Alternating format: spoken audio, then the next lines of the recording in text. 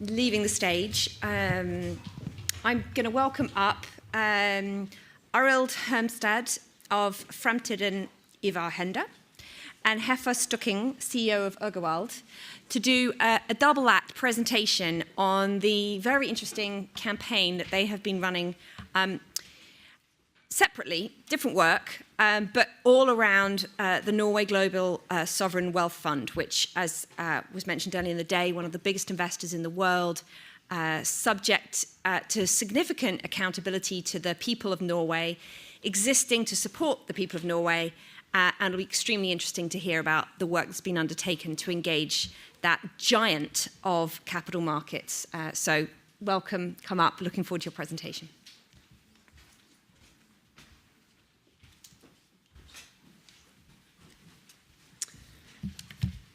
Yes, thank you very much.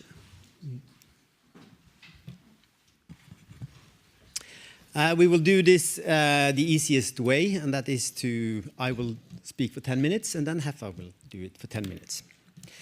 Thank you very much for the invitation. I will try to give a brief overview on what we did to make basically the Norwegian government pension fund global divest from coal. And that is not necessarily in line with the 2-degree target. We need to do something more.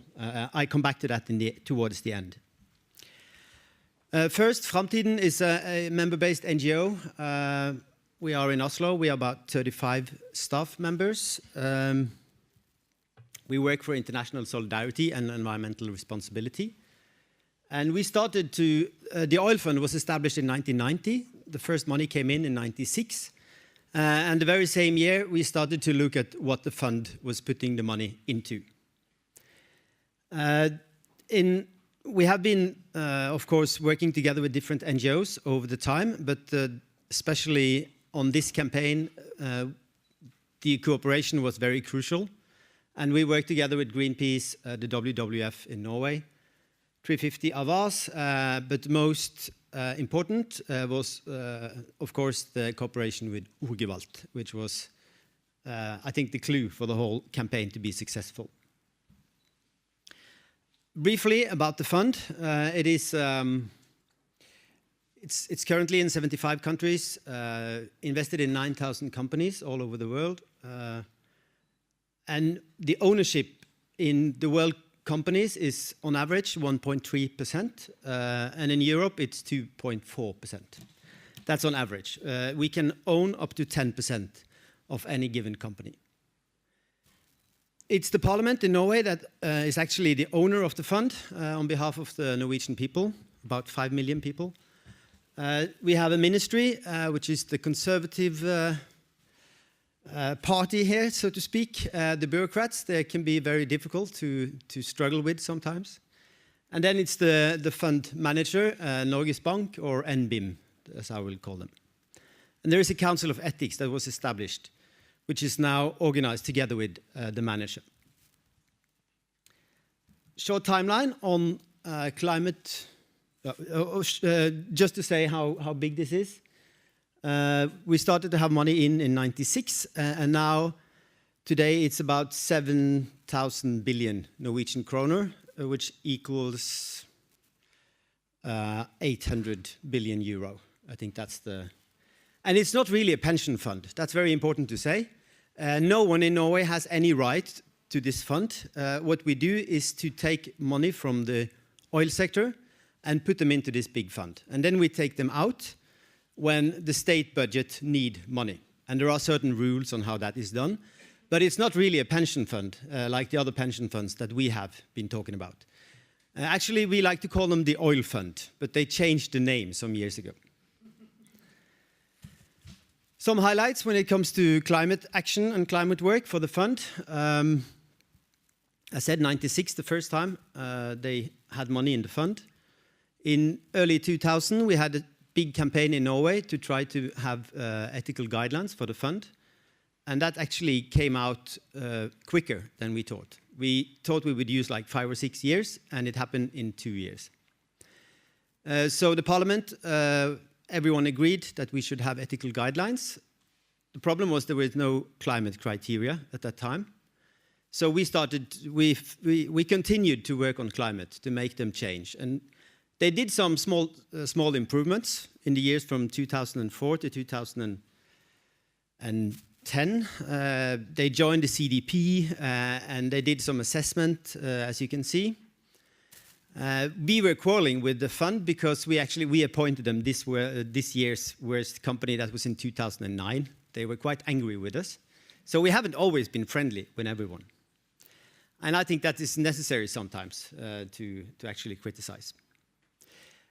2013, they disinvested. They sold some companies, coal companies, due to financial risk assessment analysis. That was some companies in Indonesia, very small coal mining companies.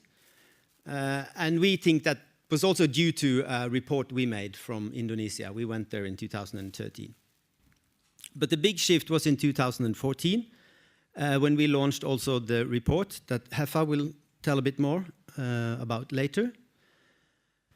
And in 2015, the big win, divestment from coal companies, happened, and we had a new climate criteria, which says that we could go after the big oil companies and try to convince the ethical council that you should actually divest from this company.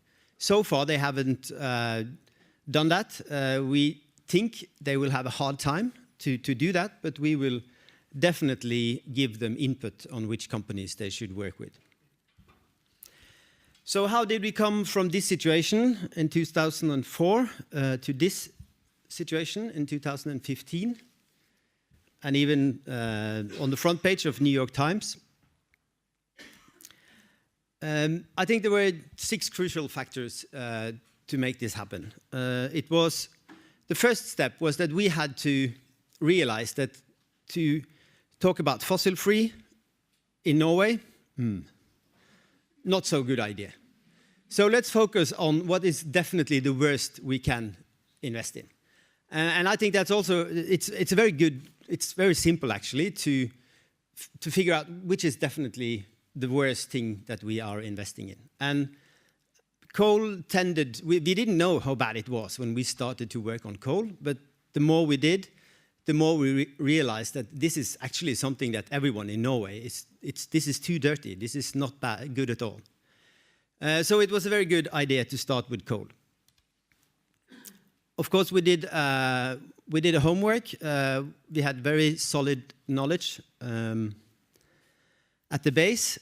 We did a lot of advocacy, of course, and that is not only against the Norwegian politicians, because we were able to move some of the pension funds, the smaller pension funds in Norway, criticizing them.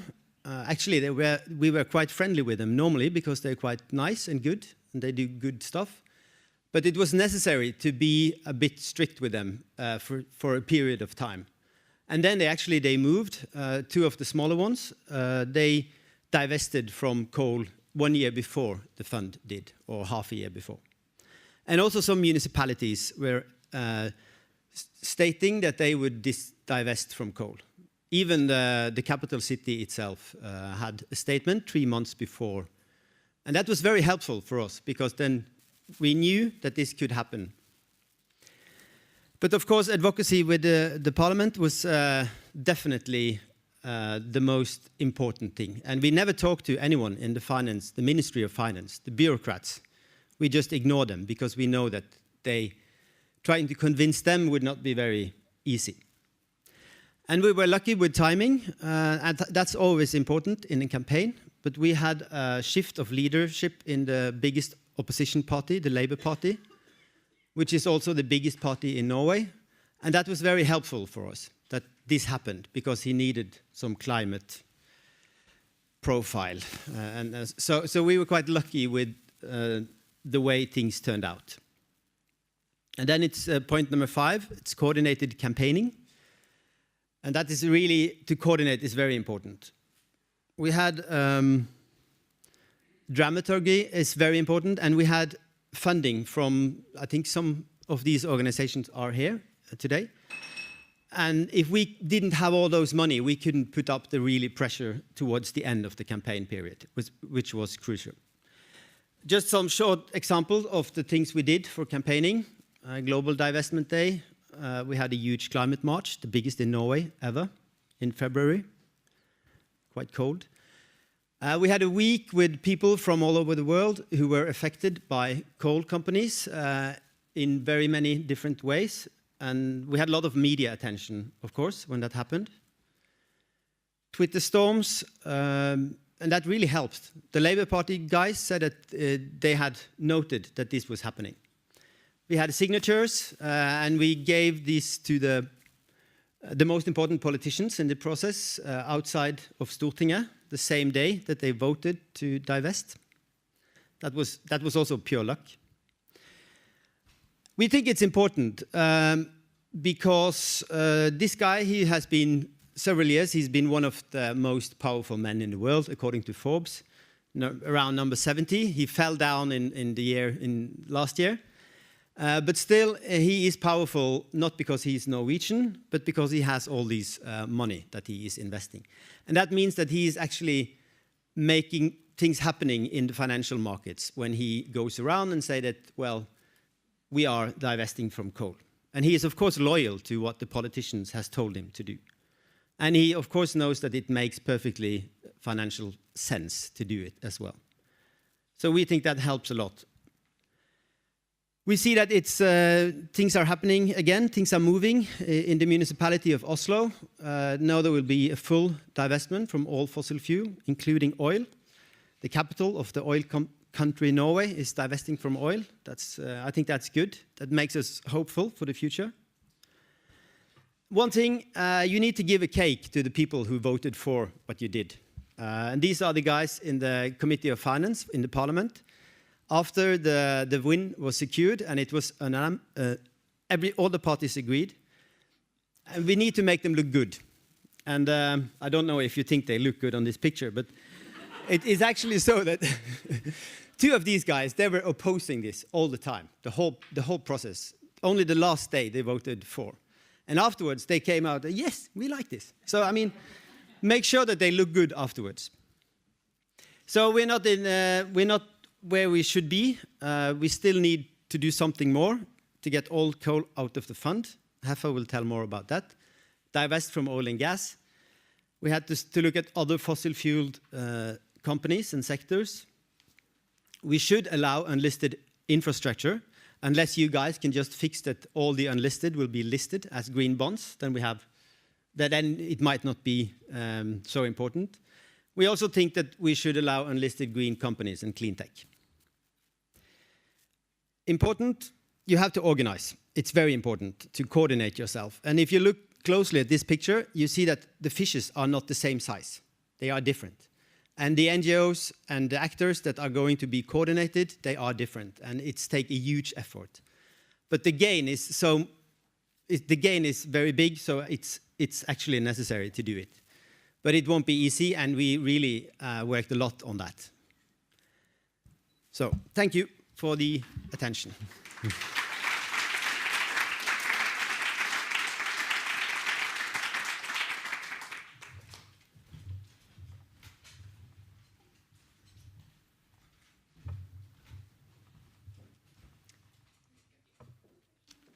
The penguin's very cute, but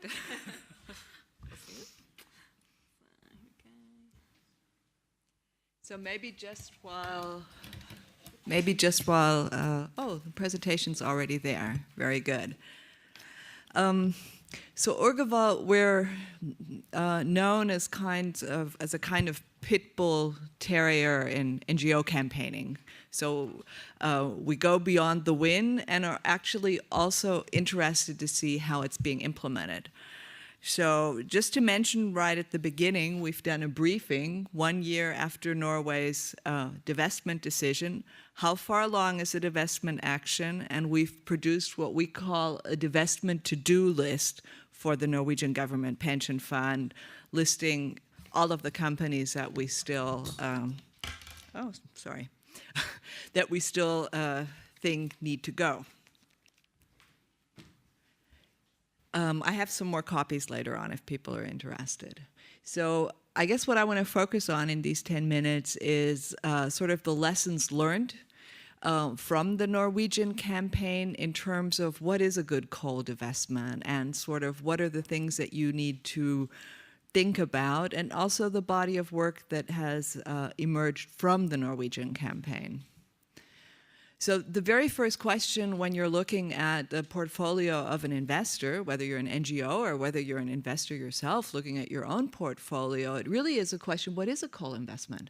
Is it just the companies who are owners of coal reserves? Or is it more than that? And very interesting thing was that when we did our first analysis of the Norwegian government pension fund, which we produced in the study Dirty and Dangerous,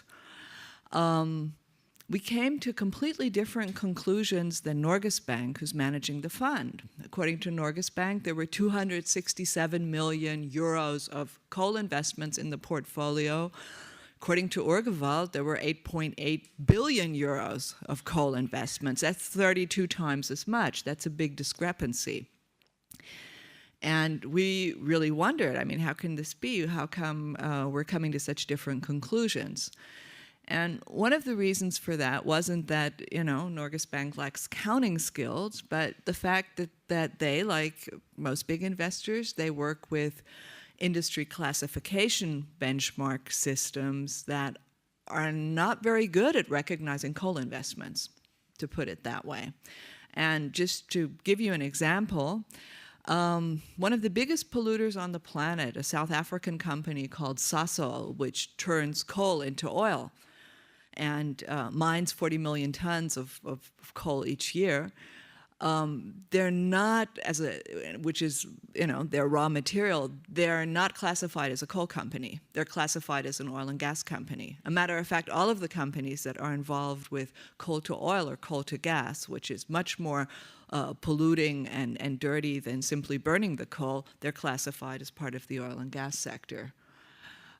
Then all of the companies who are building new coal harbors or building new coal railways into Botswana and sort of opening up whole new regions for coal mining, these are classified as transport companies, infrastructure companies. So there are many parts of the coal sector that are not recognized by these systems. But most importantly, this does not count as a coal investment. It's a utility investment. Because the industry classification benchmarks, they don't differentiate between, is this a utility that is firing coal to produce most of its electricity, or is it maybe doing something else? So that's the reason why the numbers were very, very far apart. Now, in February 2015, Norges Bank came out and basically announced that they had divested from a bunch of coal mining companies. And this was picked up by The Guardian, and divestment campaigners around the world were cheering and saying, this is really a great thing. February 2015, this was 3 months after the Dirty and Dangerous report came out. So it's still before the parliament took a decision. And so we decided to look at it. And, you know, initially we were hopeful and thought, wow, you know, it seems great that they're already moving on their own. But what we actually found was that although the Norwegian government pension fund had divested from 51 coal companies in 2014, their overall coal investments rose by around 3 billion krona. Our publication was then called Still Dirty, Still Dangerous. And just to give you an idea of, you know, the kinds of things that can happen, they, for example, divested. One of the big case studies in the Dirty and Dangerous report were the pension fund's Indian coal investments in coal mining. And they pulled basically all of their investments out of the Indian coal sector, but they reinvested it into the Chinese coal sector. Of course, that's not what NGOs have in mind when we're talking about divestment. Or another example, just to see what happened, why, if an investor pulls out of a number of coal companies, you can't automatically call it a good thing. This is what happened in the pension fund's US portfolio. They actually pulled out 800 million krona in investments from the US coal mining sector, but at the same time, their investments in coal-based utilities in the US rose by 7.2 billion krona. So this is just to motivate people to be a little bit more critical when divestment actions are announced, to actually look what's happening there. And one of the special problems that arises, and why I showed you the last graph, is that since big investors, there's a general kind of ideological position, we need to be in all sectors. We need to be in all sectors. This protects us against risk. That actually, if you're just focusing on the left side of the picture and thinking about coal mining, then there's actually even a tendency to take the money from the left and put it into the right. And of course, that does not help overall, because the more, if your money ends up in coal-fired power plants, or utilities, especially who are planning new coal-fired power plants, that automatically creates a demand for what's happening on the left side of this picture. So one of the big things that we learned here is that it's important important criteria for a good divestment action is actually for it to be sector-wide, to not just look at coal mining, but also look at coal burning. So in June 2015, the big thing that was achieved in the Norwegian campaign was, number one, a 30% threshold. Initially, there was talk about, maybe we can do 50%, but sort of last minute, the parliamentarian who was leading the negotiations in the Finance Committee decided, I'm just going to try 30% and see what happens. He did ask us beforehand to give him a list of the difference that it made. And that was actually important, that we knew the portfolio of the pension fund so well, since it's published, that we were able to say, look, 50% means this is the number of companies you cut out. If you go down to 30%, this is the number of companies that cuts out additionally. So 30% is a good place to start for a big investor. Yeah, it's still, there's still room for improvement there. But we felt it was a real breakthrough. The other thing that was a real breakthrough is that the Norwegian government pension fund looks not only at the revenues of companies, but for utilities, it looks at the actual power production. And I'll try and explain why that's important by showing you two other divestment actions and what kind of difference that makes. Just before Norway announced, the Norwegian parliament came to its decision, AXA, France's largest insurance company, did a divestment action. And they used 50% as a threshold, and they looked only at the revenues that companies are deriving from coal-based activities. And this means, concretely, if you look at a company like RWE, German utility, which is Europe's largest CO2 emitter, AXA did not divest from RWE. If AXA would have used actual power generation as the basis for their 50% threshold, they should have, because 60% of RWE's power generation is coal-fired. But since AXA is only looking at revenues, they told us, they said, hey, RWE isn't earning much money with those coal-fired power plants. Their revenues are like at 20% maybe from coal is our estimate, so we're still leaving them in there. So this is the problem, that wording, whether you're using revenues or whether you're looking at actual power generation, that makes a big difference. Just to compare, Allianz in November 2015 actually decided to follow the criteria that the Norwegian government pension fund is using. So they're using 30%, and they're looking for utilities at the actual power generation. for applying that percentage. Now, Allianz and AXA, they're roughly the same size. Allianz's own account, which is what we're always talking about, how they're investing their own money, not what they do for third parties, is 670 billion US, and AXA's is about 640 billion US. Now, the difference between revenue and generation, but also in the percentage, this is what it does in terms of size. AXA's coal divestment action is 557 million US, and this is Allianz's is about 4.5 billion. It makes a big difference.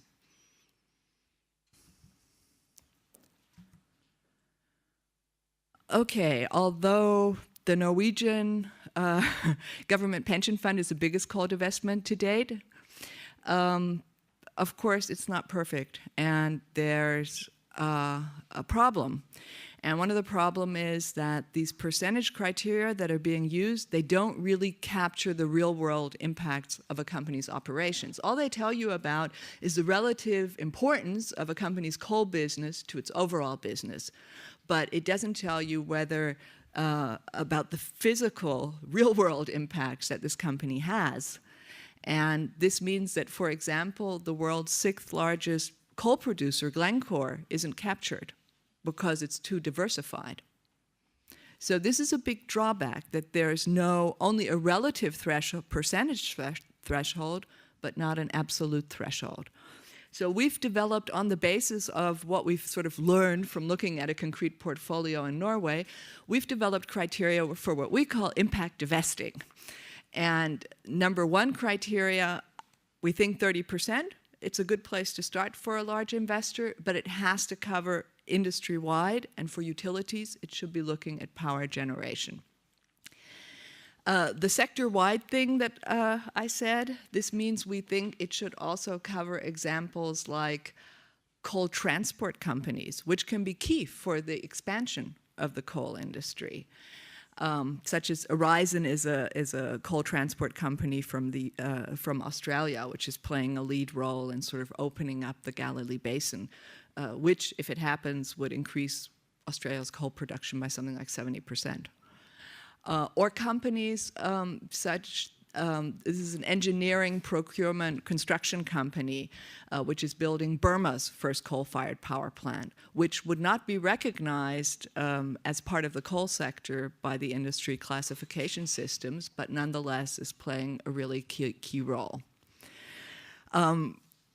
Our suggestion for a second criteria, an absolute threshold. Now, in a way, it's arbitrary, but what we're suggesting is 20 million tons of coal. Any company that produces, trades, or consumes more than 20 million tons of coal annually should be divested by climate-conscious investors. Now, 20 million tons, that's about Italy's annual coal consumption, just to give you an idea. It's a very big number, but it would cut out, for example, on the coal mining side, probably the top 50 coal miners. The third criteria, and this in a way is the most important one, and this is one where I really would like to say it needs to be applied not only to the equities, but especially the fixed income portfolios of investors. It's about expansion of the coal sector. Which companies are still building new coal-fired power plants or acquiring new coal mines? I mean, right now we have a situation where parts of the coal industry, especially the coal mining industry, are failing, but those mines are not being closed. No, there are others stepping up to the plate and saying, oh, we'll buy them. And part of that, investors should and need to be reacting to that.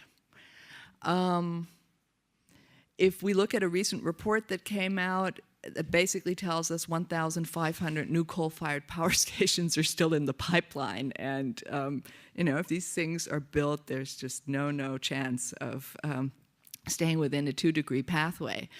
Now, to use this approach of coal expansion of the coal industry, to use this approach to try and stop investing in the expansion of the coal industry, one has to be aware that there are companies behind this new pipeline of coal-fired power plants that are not coal companies. One example is Petro-Vietnam, which is an oil company which is planning 6,000 megawatts of new coal-fired capacity. You have companies that have not been active in the sector that are sort of gearing up to with big plans. And yeah, so the goal of the third criteria is really to make sure that an investor's money does not fuel the expansion of the coal industry in any way. So our approach is a bit different than the divest-invest approach. We think it's great that the movement has become so wide, and that has great symbolic value, but our ambition is to go further and to actually make sure that divestment has a real material impact on the coal industry's access to capital. And to make sure that divestment has a material impact, one has to begin asking these questions. Which criteria are being applied? How much money is being divested? Where is the money being reinvested? So for the idea of impact divesting from the coal sector, we're offering a tool which will be ready in the fall, which we call the Global Coal Exit List, which is a little bit of a megalomaniac attempt to map out the entire coal industry, key players in the coal industry worldwide, but also to address the expansion pipeline of the industry. And anyone who's interested in finding out more about this, contact me later because I'm way over my time. Very sorry. Thank you.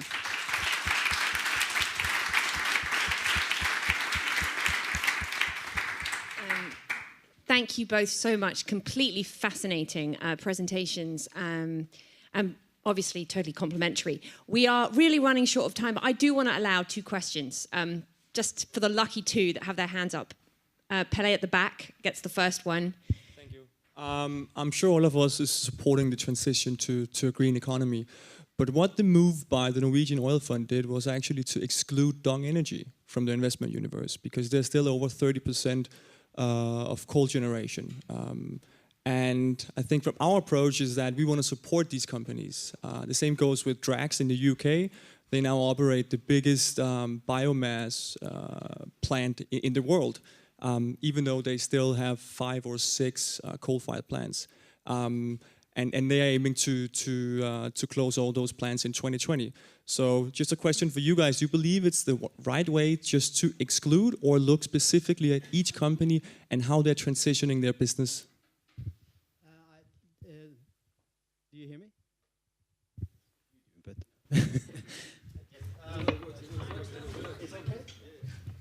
Actually, the criteria is not that strict, because it says that any company that has more than 30% and is planning to scale down and to become to have less than 30% in some years can be in the portfolio later. Also because of that, actually, so there is a flexibility. So Dong actually wasn't divested. Dong was one of the companies where our understanding was that they wanted to keep it in the pension fund simply because Dong has made a very spectacular transition within 7 years, going from something like 70%, 80% coal-fired power to 35%, and we're able to show that they will be under 30% within a reasonable time frame. That was what we were told by Norges Bank. I think the question should go to the fund, because we don't actually know. Okay.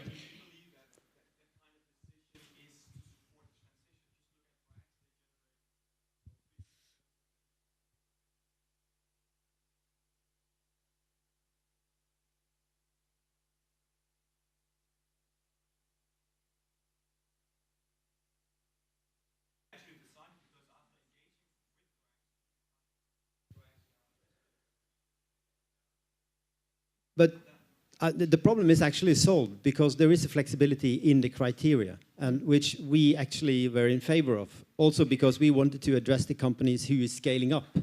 in the coal industry. So they could be excluded even though they had less than 30%. And the opposite, that a company that has 60% and is planning to go down to 25 can be kept in the portfolio. So actually now it's the only the latter is actually in the criteria. The first one is not in the criteria, which is a problem. But I think the problem is, it's a theoretical problem, and it might be that they will divest from some companies, but I don't think that will be the case for many. We still haven't seen more than, I think, 10 billion Norwegian kroner that has been divested. So there is still a lot of divestment to do, and I think the slow process will make sure that this is, I don't think that will be a big problem. Okay. Sorry, just very brief comment, because that's Very briefly. green bonds and divestment play very well together, because the bond issue. This is where divestment and green bonds play very well together, because the bond issue by Dong was actually for one of the largest wind power plants in Europe, was originally on the divestment list. But had they gone through the issue of having that certified as green investment, which it certainly fulfills, then green investment allows for fossil fuel companies to get capital for their transition. So divestment and green bonds play very well together. Brilliant. Okay, look, I am going to wrap it up because we are so late, but I really do want to thank these two again. And actually, next time, it would be great if we had the Norway Global Pension Fund here to answer and to give their point of view. And we're in touch with them, and maybe they'll come to our next conference and do that.